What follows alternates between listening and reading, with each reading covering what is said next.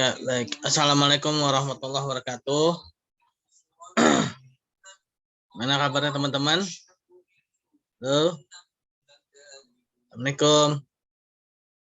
Waalaikumsalam. Waalaikumsalam. Waalaikumsalam, Pak. Yang bisa on cam ya. Baik, alhamdulillah. Alhamdulillahilladzi arsala rasulahu bil huda wa dinil haq yuzhirahu 'ala dinihi wa kafa bi syahida. Asyhadu an la ilaha illallah wa asyhadu anna Muhammadar rasulullah ba'da ma ba'du. Rabbi shrah li sadri wa yassir li amri wa hlul 'uqdatam min lisani yafqahu qawli. Allahumma shalli ala sayyidina Muhammad wa ala Muhammad. Wa shalli ala sayyidina Ibrahim wa ala Ibrahim. Wa barik ala sayyidina Muhammad wa ala Muhammad. Kama barakta ala sayyidina Ibrahim wa ala Ibrahim fil alamin innaka Hamidum Majid. Baiklah teman-teman, pada pertemuan yang ke-9 ini saya akan membahas mengenai Islam dan ekonomi ya. Oh ya, sebelumnya mungkin mohon maaf untuk UTS yang nanti kita bahas ini ya. Setelah kuliah ya. Ya, saya kembali lagi mengenai Islam dan ekonomi. Saya coba share screen ya. Bismillahirrahmanirrahim. Semoga tidak ada masalah ya.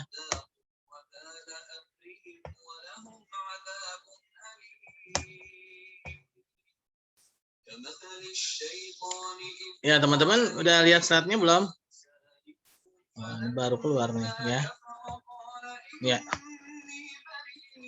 Islam dan ekonomi ya teman-teman ya. Yaitu awalnya saya nggak keluar, Pak. Hah? Ada, Pak. Masih kosong, Pak. Nggak ada, Pak.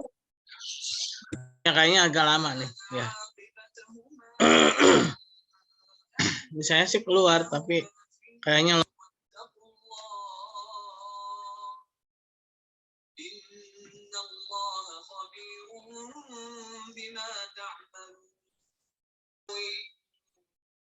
Ashabun nari wa ashabul jannah. Ashabul jannati humul faizun. Oh. Udah keluar belum? Halo? Udah, Pak. ya? Ya, tadi Ya, makanya loading kan. Lama nih.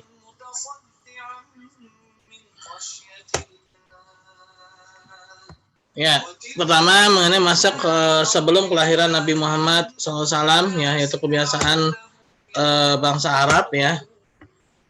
Ya, khususnya suku Quraisy ya yang mana memiliki kebiasaan berdagang ya. Kenapa mereka suka melakukan perdagangan? Karena memang daerah mereka itu adalah daerah Jazirah Arab, itu daerah yang panas ya, daerah panas yang penuh dengan debu ya. Jadi sangat sulit untuk bercocok tanam atau melakukan produksi yang lain kecuali berdagang ya. Nah, memang sudah menjadi kalau dibilang tuh seperti kodratnya ya bagi wilayah yang memiliki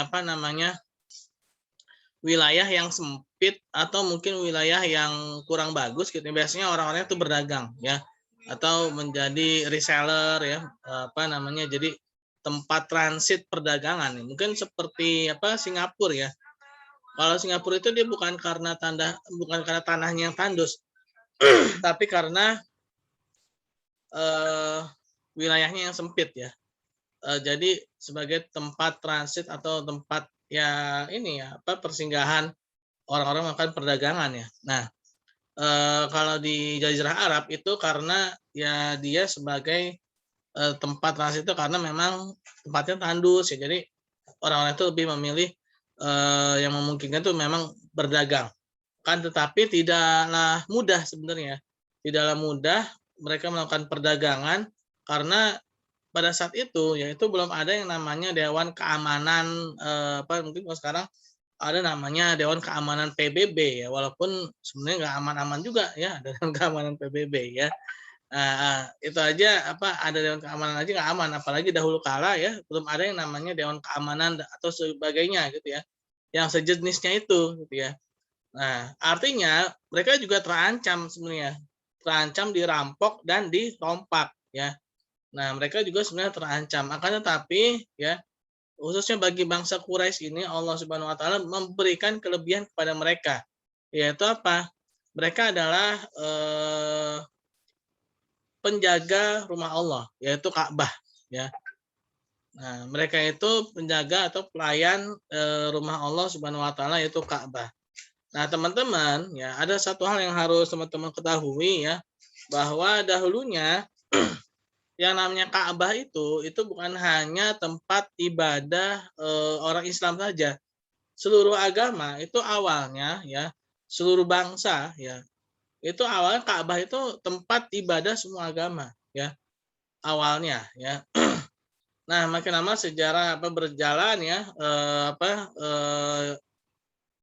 masing-masing agama itu mereka tidak lagi ke Ka'bah ya. Dan itu ada ceritanya ya. Secara intinya Ka'bah itu adalah tempat ibadah semua agama ya pada awalnya. Nah, karena bangsa Quraisy ini adalah penjaga Ka'bah atau pelayan ya, pelayan yang melayani orang-orang yang naik haji, sehingga mereka diberikan kelebihan-kelebihan atau istilahnya itu keistimewaan ya. Mereka diberikan keistimewaan ya, karena mereka pelayan Ka'bah, mereka itu penjaga Ka'bah, mereka diberikan keistimewaan, mereka diberikan sesuatu apa ya, kalau dibilang tuh karena dianggap sebagai pelayan atau penjaga Ka'bah ya, mereka diberikan keamanan ya untuk melakukan perjalanan ya, untuk melakukan perdagangan. Nah, di dalam Quran surat Al-Quraisy ya, di sana kan dikatakan bahwa bangsa Quraisy itu diberikan keamanan dari Allah Subhanahu wa taala ya, karena itu keistimewaannya karena mereka ini melayani Ka'bah ya, atau sebagai penjaga Ka'bah. Terlebih lagi ketika terjadinya peristiwa penyerangan Abraha ya, yang mana ketika itu Abraha menyerang, akan tapi Allah Subhanahu wa taala melindungi Ka'bah. Nah, itu posisi bangsa Quraisy semakin tinggi lagi posisinya ya. Mereka semakin diistimewakan lagi. Kenapa? Karena mereka menjadi dianggap sebagai bangsa yang dalam tanda petik mungkin kalau bahasa kita sakral gitu ya. Karena Tuhan itu langsung turun tangan untuk mereka gitu kan. Nah, apa istilahnya itu, kekaguman dan penghormatan terhadap bangsa Quraisy itu menjadi semakin lebih lagi ketika terjadinya peristiwa Abraha yang menyerang Ka'bah, tapi Allah Subhanahu wa taala menggagalkannya dengan mengirimkan pasukan burung ya, kumpulan-kumpulan burung ya. Nah, akhirnya mereka pun Abraha itu pun akhirnya hancur total gitu kan. Nah, bangsa Quraisy itu semakin dimuliakan lagi ya ketika terjadi peristiwa itu. Nah, sehingga apapun yang mereka lakukan ya, perdagangan-perdagangan yang mereka lakukan itu selalu mendapat sambutan istimewa ya dari kabilah-kabilah sekitarnya. Makanya kan ketika Fatu Makkah itu, ketika Quraisy itu sudah jatuh ke tangan Islam ya, sudah ditaklukkan oleh Rasulullah, maka otomatis itu kabilah-kabilah sekitar Mekah itu mereka berbondong-bondong masuk ke dalam agama Islam. Kenapa? Karena memang Quraisy itu sebagai simbol ya, kabilah yang paling disegani ya. Kalau Quraisy saja sudah masuk Islam, nah, maka secara otomatis sekitarnya pun ikut masuk Islam ya. Nah, tapi saya nggak akan bahas bagian itunya, tapi saya akan bahas lebih pada ekonominya ya. Nah, bangsa Quraisy selalu melakukan perdagangan ke Syam atau Damaskus ya, dan juga ke Yaman ya, selatan ya. Damaskus atau Syam itu ada di utara ya, dan Yaman itu ada di selatan. Nah, mereka selalu melakukan perdagangan ya dengan sistem yang biasa mereka lakukan, itu mereka sudah biasa menggunakan sistem mudorobah atau bagi hasil. Ya, pada saat itu memang sudah ada ya, sebelum Rasulullah SAW diutus ya menjadi Nabi dan Rasul, sistem mudorobah, musyarakah, murabahah itu memang sudah ada dan sudah biasa dilakukan oleh orang-orang jahiliyah itu ya. Nah, maksud jahiliyah di sini adalah bukan jahiliyah dalam artian bodoh ini ya, melainkan jahiliyah di sini adalah jahiliyah dalam artian menyembah Tuhan ya. Maksud jahiliyah itu, Arab jahiliyah itu jahiliyah dalam menyembah Tuhan ya, bukan dalam artian pemikiran. Pemikiran mereka sebenarnya luar biasa ya. Berdagang kan, seorang pedagang itu kan luar biasa kan, apalagi banyak di antara mereka itu orang-orang yang kaya, ya, orang-orang kaya. Nah, maksud jahiliyah itu adalah orang yang bodoh dalam menyembah hal-hal ketuhanan, ya. Sebagaimana ada julukan Abu Jahal. Ya. Abu Jahal itu adalah kalau bahasanya itu apa ya? Seperti sindiran atau ledekan, ya. Sindiran atau ledekan terhadap seorang yang memiliki pemikiran yang bagus. Sebenarnya Abu Jahal itu dia namanya itu Amr ya, Umar juga Amr ya kalau saya ya. Nah, akan tetapi karena kepongahannya ya, pongahannya Abu Jahal ya, pongahan dan kesombongannya, dia tidak mau mengakui Rasulullah sebagai nabi ya. Nah, jadi arti jahal atau jahil atau jahiliyah itu bodoh itu artinya adalah ini ya, apa namanya, dalam menyembah Tuhan ya.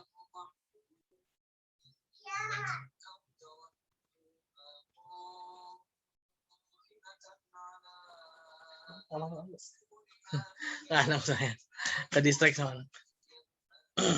Ya, jadi Abu Jahal itu adalah orang yang bodoh dalam hal menyembah ya.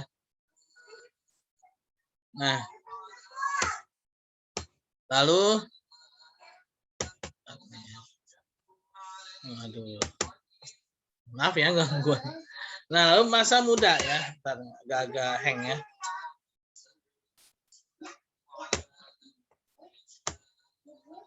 Nah, teman-teman ya, ini kok slide-nya macet. Oke, mungkin ya kita lanjut aja ya. Nih slide-nya agak-agak bermasalah nih ya, biasa nih. Nah, ketika masa muda ya, masa kelahiran Rasulullah SAW ya, dan ketika masa mudanya beliau.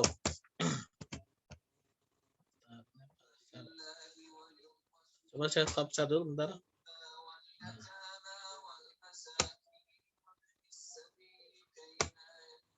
Bentar ya. Bisa juga ya. Tapi teman-teman lihat screen-nya ya. Nah, problem nih. Lihat Pak. Ya, tapi dia nggak bisa diturunin ya. Oke, kita lanjut Ya, aja. nggak bisa Pak, nggak bisa.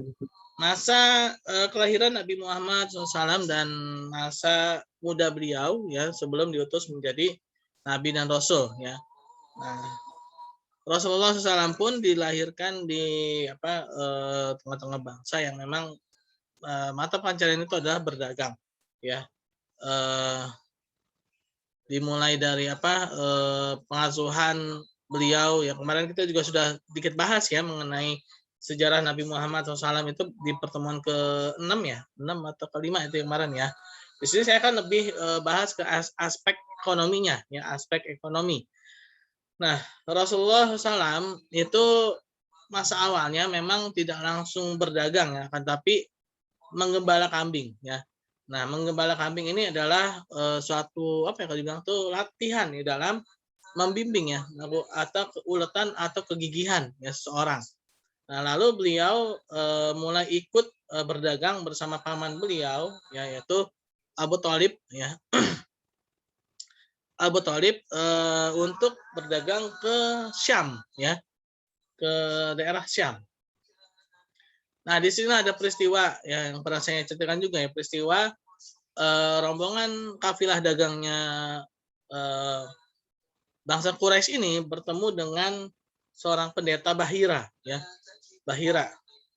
Nah, Bahira ini melihat adanya tanda-tanda kenabian ya yang terdapat pada rombongan rombongan Quraisy itu ya.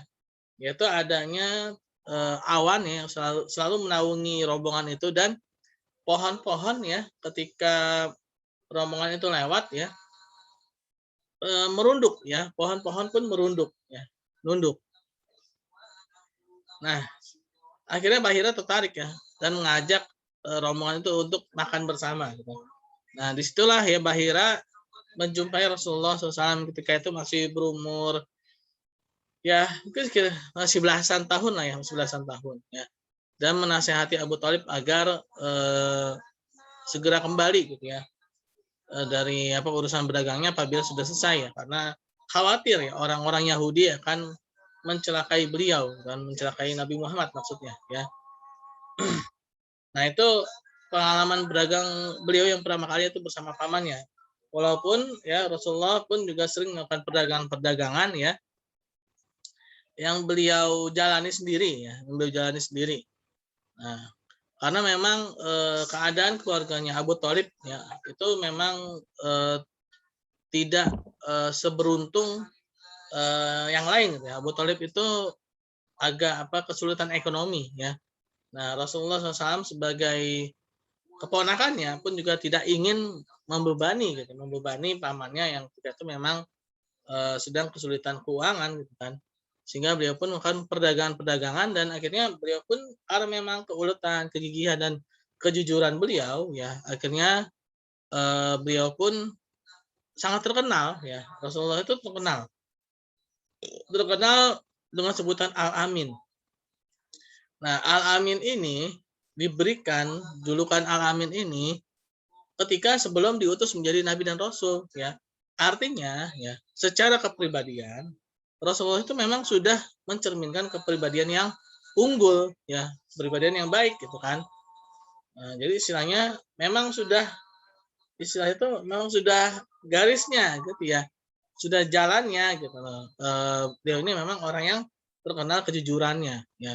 Jadi mungkin kalau kita mau sambungkan kembali ya mengenai penolakan orang-orang kafir Quraisy itu ya terhadap Nabi ketika menjadi Nabi dan Rasul itu bukan karena pribadinya, bukan ya, bukan karena kepribadian beliau, bukan, tapi karena memang gengsi kafir Quraisy ya, terus karena kesombongannya kafir Quraisy ya.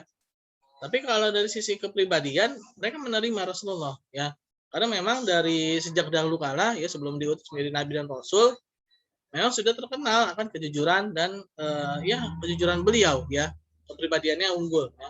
Baik kan. Nah, itu mengenai sebelum Rasulullah SAW diutus menjadi Nabi dan Rasul ya. Beliau biasa melakukan perdagangan-perdagangan ya, bahkan di dalam sebuah buku ya yang ditulis oleh Afzalur Rahman ya, Muhammad sebagai seorang pedagang ya. Di situ ada cerita ya bahwa ketika Rasulullah SAW sudah menjadi Nabi dan Rasul ya, beliau pernah memanggil utusan dari Bahrain.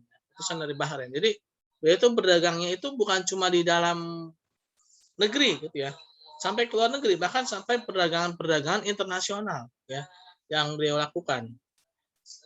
Nah, ketika beliau memanggil orang-orang Bahrain itu, utusan-utusan Bahrain, beliau menceritakan mengenai kondisi di Bahrain yang mana kondisi itu lebih lengkap, lebih rinci, dan lebih mendetail daripada orang Bahrain sendiri.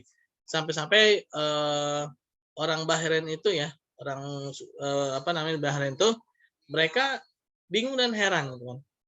Ternyata ada orang dari luar, istilahnya ada tamu ya, tapi tamunya itu lebih tahu daripada tuan rumah. Gitu kan. Nah ini sesuatu yang harus kita teladani juga ini ya. Jadi dia tuh berdagang bukan cuma sekedar berdagang kan. Kalau kita mungkin dagang ya, jualan gitu kan. Udah laku ya udah alhamdulillah gitu ya. Enggak sampai enggak sampai tahu mendetail tempatnya seperti ini. Pokoknya benar-benar ada inilah ya, ada gambaran itu lengkap gitu kan. Padahal istilahnya dia ini kan tamu gitu kan. Tapi ternyata tamunya ini lebih tahu daripada tuan rumahnya sendiri. Kan? Nah, bahkan ada salah satu ketua atau ketua kabilah di Bahrain itu namanya Munkis, namanya Munkis. Ya. Masuk Islam karena yaitu pengetahuan Rasulullah mengenai kotaknya itu ternyata lebih dalam, lebih detail daripada dia sendiri gitu kan. Nah, ini beliau tahu itu ketika beliau sedang melakukan perdagangan di sana ya. Artinya, dia itu udah sering melakukan perdagangan ke daerah-daerah tersebut ya. Nah, itu ketika beliau melakukan perdagangan ya. Lalu ketika masa Rasulullah SAW diangkat menjadi Nabi dan Rasul, beliau tetap melakukan perdagangan, hanya saja ya beliau tidak seintens dahulu kala sebelum diutus Nabi dan Rasul. Dan bahkan ada riwayat yang menyatakan bahwa bahkan semenjak umur 30 tahun ya, Rasulullah itu sudah mulai mengurangi intensitas perdagangan. Kenapa? Karena beliau mulai merasakan adanya kejanggalan-kejanggalan pada masyarakatnya, sehingga beliau merasa seperti apa ya, ibaratnya itu apa ya, kalau kita nih ya terhadap satu lingkungan yang kurang bagus gitu kan, rasanya mungkin kalau bagi orang yang soleh gitu ya, mungkin akan merasa gimana gitu kan. Ya ya karena banyak peristiwa-peristiwa yang kalau dalam bahasa kita mungkin aneh gitu ya. Aneh karena memang kita masih dalam rel yang benar gitu kan, tapi kalau udah keluar dari rel ya mungkin akan jadi biasa gitu ya. Ya mungkin saya udah pernah ceritakan ya kondisi bangsa Arab ketika itu ya, adanya distorsi terminologi ya, ya, mengenai kebaikan dan keburukan itu mereka kacau gitu kan, mendefinisikan kebaikan dan keburukan. Nah di situ Rasulullah mulai merasakan adanya sesuatu yang salah pada masyarakatnya, sehingga beliau mulai mengurangi intensitas beliau dalam berdagang ya, dan banyak merenung ya apa yang harus beliau lakukan untuk memperbaiki masyarakatnya ya. Nah itu sedikit sejarah mengenai apa namanya Rasulullah SAW ya sebagai seorang pedagang. Nah sebenarnya di slide ini ya ada mengenai teori ekonomi Islam ya, sedikit teori ekonomi Islam. Kenapa saya bilang sedikit? Karena bagi teman-teman yang khususnya mungkin ada yang di Fakultas Ekonomi ya, kalau ada yang belajar ekonomi syariah itu satu semester sendiri ya, satu semester sendiri mengenai ekonomi syariah, dan itu pun juga sebenarnya masih kurang ya, itu pun sebenarnya juga masih kurang. Ekonomi syariah itu bukan cuma satu semester, tapi memang sudah menjadi satu prodi sendiri harusnya ya. Nah tapi saya tidak akan bahas itu ya, tapi saya akan lebih bahas yang ada sekarang ini ya. Nah, itu mengenai sedikit mengenai teori ekonomi Islam ya. Nah, dalam ekonomi Islam ya ada beberapa perbedaan sudut pandang dengan ekonomi konvensional atau ekonomi kapitalis ya.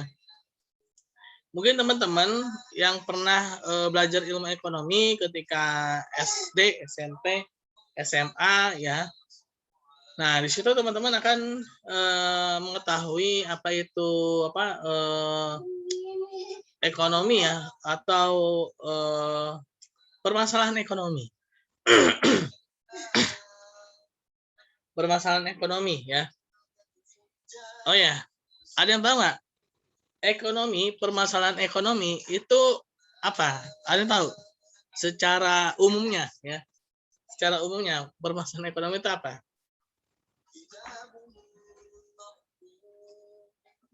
Halo? Ada yang tahu permasalahan ekonomi? Kenapa bisa ada ekonomi? Ada yang dari Fakultas Ekonomi nggak? Suara saya kedengeran kan ya? Halo, halo. Kedengeran, Pak. Ya, Pak. Ya. Pak. Masalah ekonomi apa? Ayo. Pasti waktu SMP ya, minimal SMP lah, pernah belajar ilmu ekonomi ya. Walaupun mungkin teman-teman di sini ada yang dari Fakultas Teknik ya, ada yang dari Fakultas Farmasi ya. Tapi ya pasti pernah belajar lah ya dikit-dikit tentang ekonomi ya. Karena memang kita mau nggak mau kan harus transaksi kan, harus melakukan ekonomi kan, lakukan praktek ekonomi gitu ya. Oke, ada yang tahu? Ayo. Azhar apa Azhar? Muhammad Azhar Ramadan. Ya, Pak. Kenapa bisa ada permasalahan ekonomi itu sebenarnya apa sih? Menurut kamu deh, Zar? Halo? Ya. Iya apa?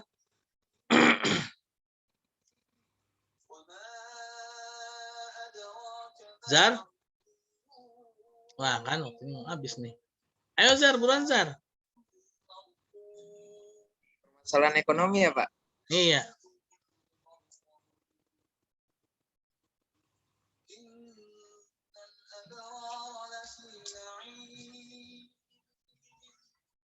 Ayo.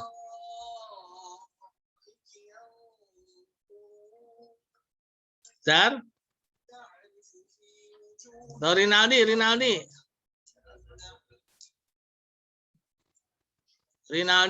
Ya Pak, Apa iya Pak. permasalahan ekonomi? Permasalahan ekonomi dalam Islam atau di Yang umum. gimana ya? Yang umum sekarang ini Pak.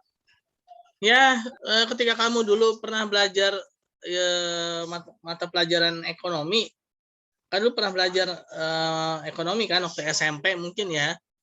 Apa tuh yang Nggak menjadi pernah saya, Pak. permasalahan? Ya, Saya nggak pernah belajar ekonomi Pak. masa sih? Waktu SMP? Iya Pak. Walaupun Iya, SMA-nya IPA atau biologi atau apa gitu, pasti SMP pernah lah. Saya aja pernah kok. Nggak ada. Saya nggak ada Pak SMP ekonomi Pak. Oh gitu ya? Adanya saya itu sosiologi Pak. Oh gitu ya? Iya Pak. Padahal dulu malah saya ingat banget tuh waktu SMP ya. Ya udahlah, berlama-lama ya. Nah, jadi debat yang nggak ada Korupsi habisnya, bukan, Pak? Secara umumnya, Pak. Kenapa? Korupsi Bukan, bukan itu ya? mah penyimpangan ya, itu penyimpangan. Jadi permasalahan ekonomi itu dikarenakan adanya keinginan yang tidak terbatas, ya, ada keinginan yang tidak terbatas disandingkan dengan sumber faktor produksi yang terbatas, ya, sehingga muncullah yang namanya kelangkaan. Gitu. Nah, dari kelangkaan ini akhirnya muncullah yang namanya pilihan-pilihan, ya, muncullah yang namanya pilihan-pilihan. Nah, sehingga kita harus melakukan pengorbanan, ya. Nah, lalu ada namanya motif ekonomi atau prinsip ekonomi, ya. Nah, motif ekonomi atau prinsip ekonomi ini adalah dari pengorbanan yang sekecil-kecilnya untuk mendapatkan hasil yang sebesar-besarnya, ya. Nah, kalau dalam mata kuliah ekonomi syariah mungkin akan dibahas lebih dalam lagi kenapa bisa muncul yang seperti itu, gitu ya. Tapi di sini kita nggak akan bahas itu terlalu dalam karena memang bukan mata kuliahnya, ya, kita hanya ini mata kuliah agama, tapi kita sedikit bahas tentang ekonomi, ya. Nah, dalam Islam itu tidak dikenal yang namanya scarcity atau kelangkaan, ya, karena Allah Subhanahu Wa Taala telah mencukupkan ya semuanya, gitu ya. Allah Subhanahu Wa Taala telah memberikan kebutuhan manusia. Allah telah menundukkan apa yang ada di langit dan di bumi ini untuk keperluan manusia.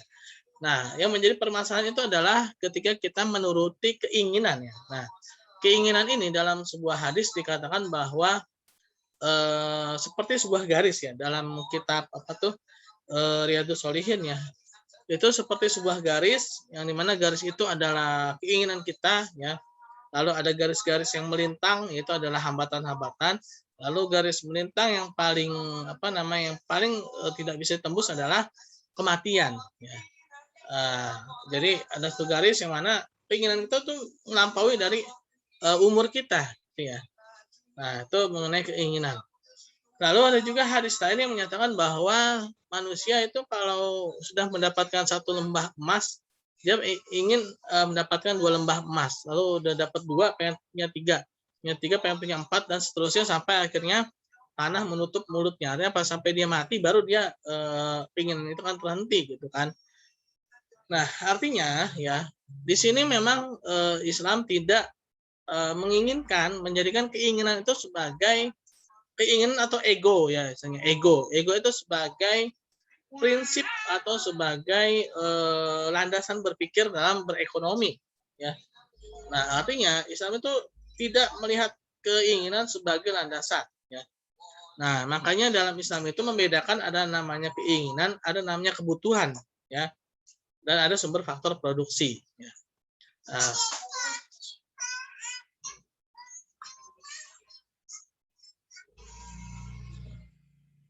ya, keinginan ya. Oleh karena itulah Islam tidak menjadikan keinginan itu sebagai landasan, tapi kebutuhan. Ya. Nah, Rasulullah SAW dan para sahabat ya, dan ulama-ulama salafus saleh yang menjadikan alasan mereka itu melakukan transaksi atau mengkonsumsi satu barang itu karena kebutuhan ya, bukan karena keinginan. Sehingga sumber faktor produksi itu akan melimpah ya. Contoh ya, mungkin ketika kita bulan puasa ya, bulan Ramadan gitu kan. Di bulan Ramadan mungkin keinginan kita ketika menjelang beduk maghrib itu semua makanan kita makan, gitu kan. Keinginan kita tuh.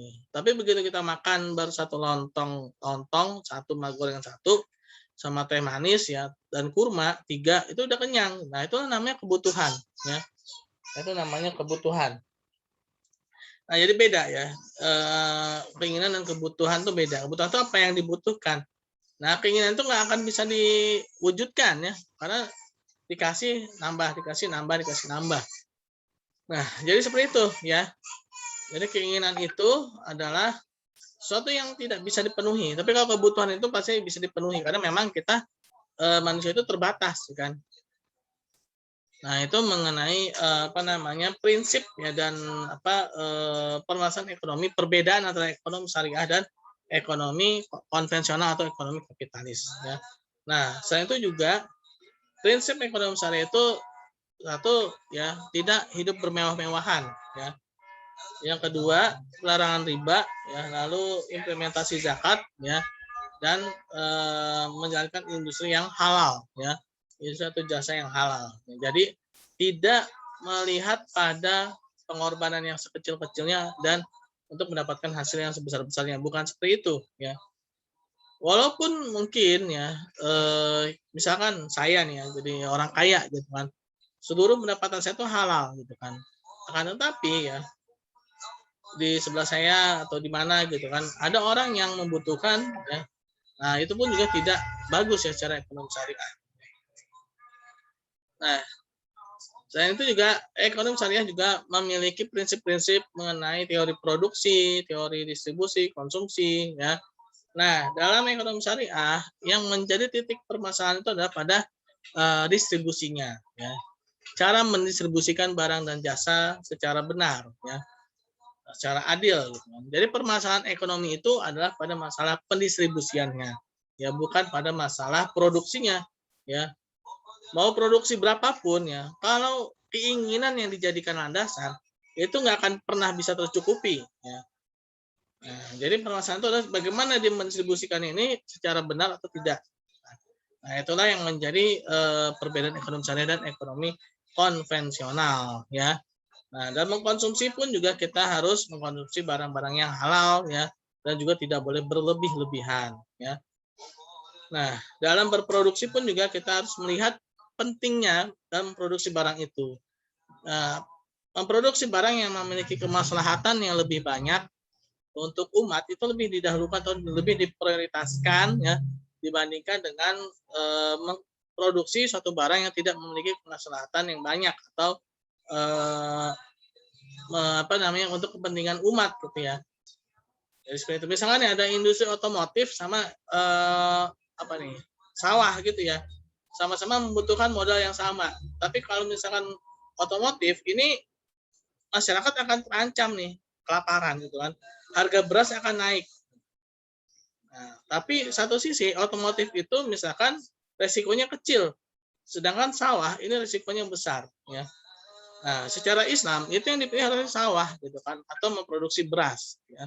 Sehingga kemaslahatan atau kepentingan umat itu terjaga. Nah, sudah ya. Jadi perbedaannya itu bukan hanya melihat pada keuntungan, tapi juga melihat pada kemaslahatan, kepada kepentingan bersamanya itu lebih diutamakan daripada yang hanya untuk segolongan saja. Walaupun resikonya bisa jadi lebih besar. Nah, jadi itu ya teman-teman ya, sedikit mengenai ekonomi syariah ya. Memang sangat kurang sekali ya teman-teman kalau hanya belajar pada mata kuliah agama ini ya. Mungkin teman-teman bisa konsultasi ke saya nanti di luar mata kuliah ini ya. Atau nanti setelah mata kuliah ini selesai mungkin ya, setelah semester ini berakhir, saya tidak menutup pintu atau tidak menutup misalnya itu tidak menutup kepada teman-teman apabila yang ingin tetap belajar mengenai ya ekonomi syariah atau mungkin yang lainnya.